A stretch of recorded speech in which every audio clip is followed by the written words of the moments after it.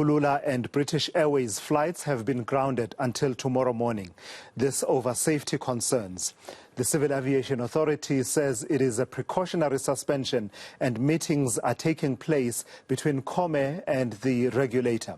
Well, let's get you to the heart of the story then. We speak to Simon Segwabe, who is Executive Aviation Safety Operations at the Civil Aviation Authority. Mr. Segwabe, good afternoon and thank you for your time. I do think that you as regulators in the civil aviation space don't take a decision to ground flights lightly.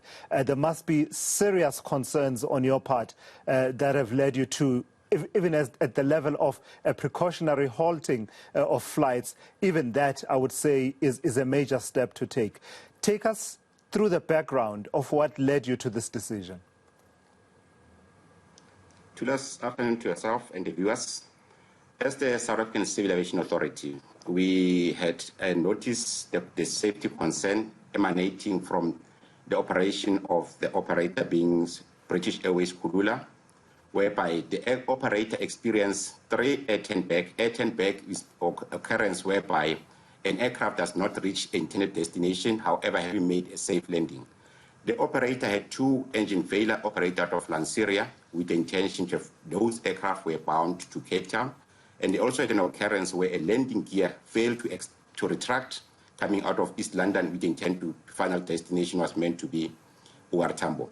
We then followed up those occurrences CAA to find out what has the operator done with these occurrences. Only to find that their safety management system together with the quality system was not effectively implemented in order to ensure that the operator identify the risk and the hazard to which our operation may be susceptible to. Thank you.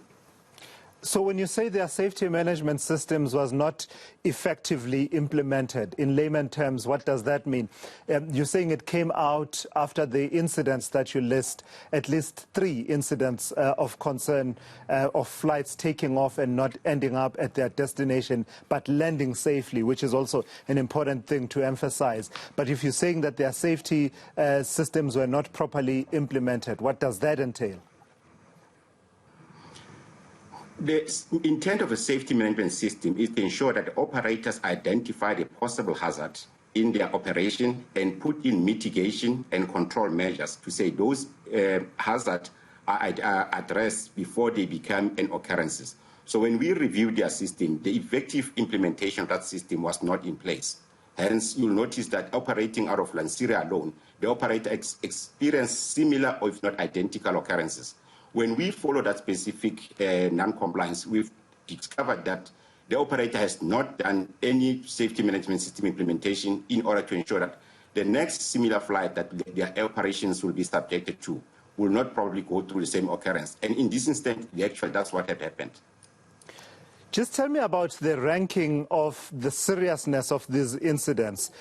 My understanding is that you undertook an inspection at the operator at Comair, and if I'm not mistaken, you classify it as level 1 concerns. What does that mean? A level 1 non-compliance means the operator is expected to implement a corrective action plan before the next flight or the next, they are allowed to go back to operation. It means in this instance, the mitigation we want to see from the operator is based on the risk identified. What system have they developed and implement in order to ensure that when they classify a hazard as acceptable, what process have they followed in or followed up upon? And with the current operator, that's what we're lacking. Hence, we could not allow them to return to service unless such a time they've addressed the non-compliance that was identified as level 1, which means it requires immediate corrective action to be put in place.